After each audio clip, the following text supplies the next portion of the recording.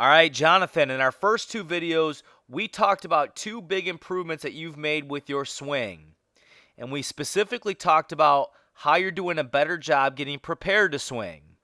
For example, one thing that you've done a great job improving is creating a good positive move with your belly button when you take your stride. And you can see Chase Utley here. His belly button goes from that blue line, and when his front foot lands, you can see that belly button move forward in his stride. And what that's going to do is create power and balance. And you'll see on the left-hand side that you do the same thing. Do a nice job attacking with your lower half and getting that belly button moving forward in a nice positive move, which is going to create power and balance. And then the other thing that we talked about that you've really done a good job improving is getting the barrel of the bat in a good, strong position before we swing. You'll see here with Chase Utley how the knob of the bat is pointed towards the catcher, and the barrel of the bat's close to the head, which gets it close to the hitting zone. You can see here with you do the same thing. So there's two things you're doing a really good job with. Well, in this video, I want to talk about one thing that you can do better to add to how you get prepared to swing. So again, we're going to focus on that first phase of the swing, which is getting prepared to swing.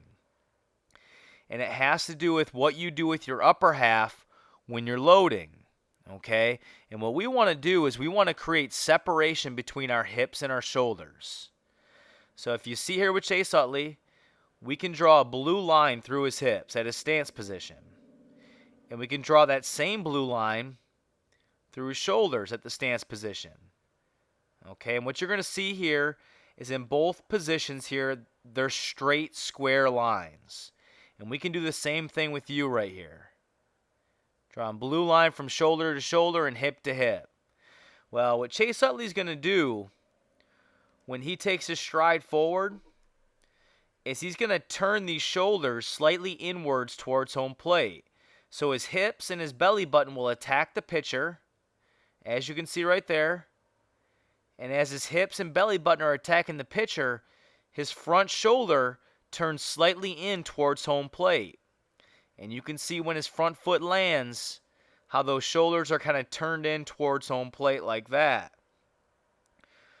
And what that's going to do is that's going to create power in his midsection, his stomach, his back, and his chest, because he's kind of coiling up.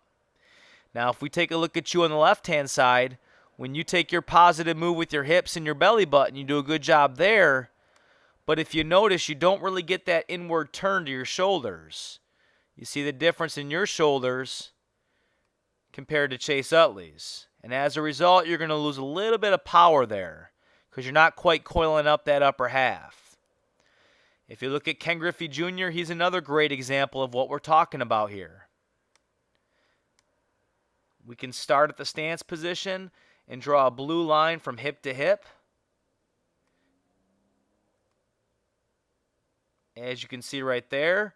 And we can draw a blue line from shoulder to shoulder. And when he takes his positive move with his lower half and his belly button comes towards the pitcher, you'll see when that front foot lands how those shoulders are turned slightly inward towards home plate. And what that does is that creates a coil or a spring action in the midsection, the stomach, the ab, the chest, and the back. And you can see the difference when your front foot lands right here between you and Ken Griffey. So what we want to do when we take that lower half and that belly button and we bring it towards the pitcher, we want to slightly turn those shoulders in towards home plate. Let's take a look at another angle of this to help you understand what we're talking about. If we pull up, for example, this view here, you can see that this is the view from the catcher. And we're going to go ahead and pull up that same view for Ken Griffey Jr.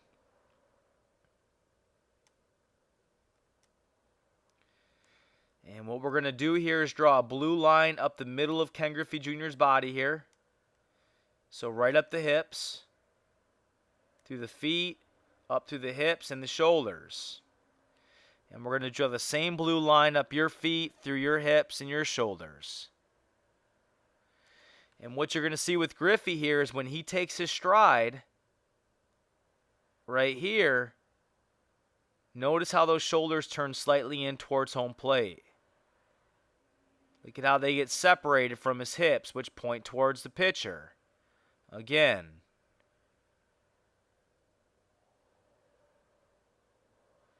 In his stance, as he takes his stride forward, those shoulders turn slightly in and he coils up that upper half.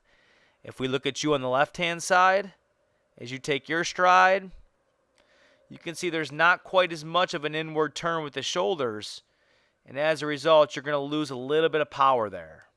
All right? So that's something that we can work on when we get prepared to swing that's going to help add some power to our swing. And we'll work on that next week when we see each other. In the meantime, you can start watching these videos, taking some notes and thinking about it, and you can even start practicing it if it makes sense.